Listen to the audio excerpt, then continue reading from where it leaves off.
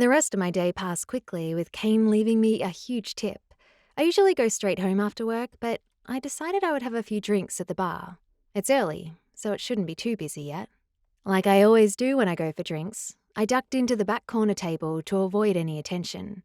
I just wanted to relax, but evidently, the universe had other plans. Kane Shelton shuffled in loudly and took a seat at the bar. His eyes locked on mine as he scanned the room, a smile tugging at the corner of his full lips. He beelined for me without wasting any time, sitting in the empty chair across from me. "So, you waiting on your boyfriend?" he questioned. "Nope, I've never had a boyfriend." Shit. Why would I say it like that? I could feel my cheeks reddening from embarrassment. I looked at Kane, who had one eyebrow raised and a look of disbelief written on his face. I don't know if I believe that. You're gorgeous." He winked and flagged down the barmaid, ordering us each a round. I sat there awkwardly while his blue eyes stared a hole into me. When our drinks arrived, I downed mine as fast as possible. "Thanks, but I should be going." I slid from my chair and quickly made my way out to the parking lot. It was dark outside already, and the air was cool. I fumbled for my car keys, dropping them as I pulled them from my purse.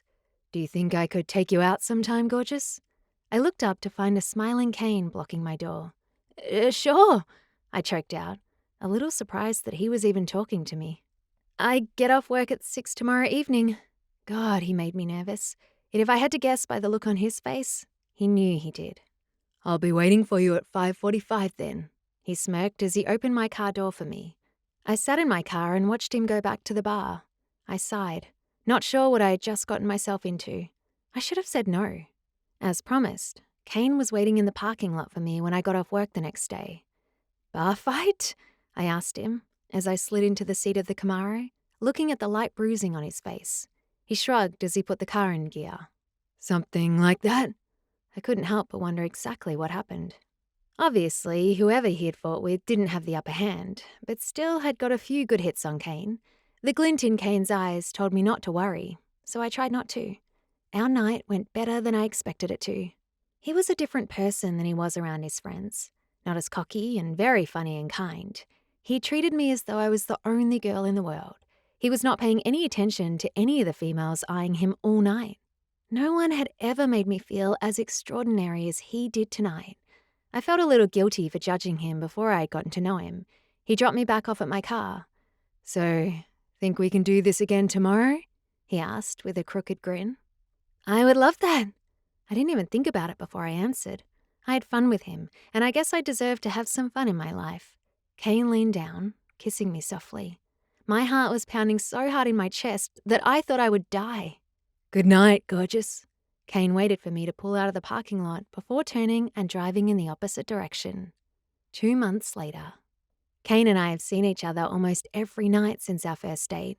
However, we hadn't gone farther than kissing, some pretty hot and heavy kissing. I was scared to go any further, and I had finally told him that I was still a virgin. I wasn't sure what kind of reaction I was expecting from him, but he made me feel proud of it. He never took me to his house, though. We always returned to my apartment, even though I was a little embarrassed about it. It was run down on the lower side of town, and my furniture wasn't new or expensive. He didn't seem to mind, though. Whenever I asked where he lived, he would find a way to dodge my question. Maybe he was embarrassed like me, though it doesn't seem like he was broke by any means. A tap on my front door let me know Kane was here. I decided last night that tonight would be the night I gave myself to him. I was nervous, to say the least. The butterflies in my stomach were making me feel nauseous. I took one last look in the mirror before heading to the door.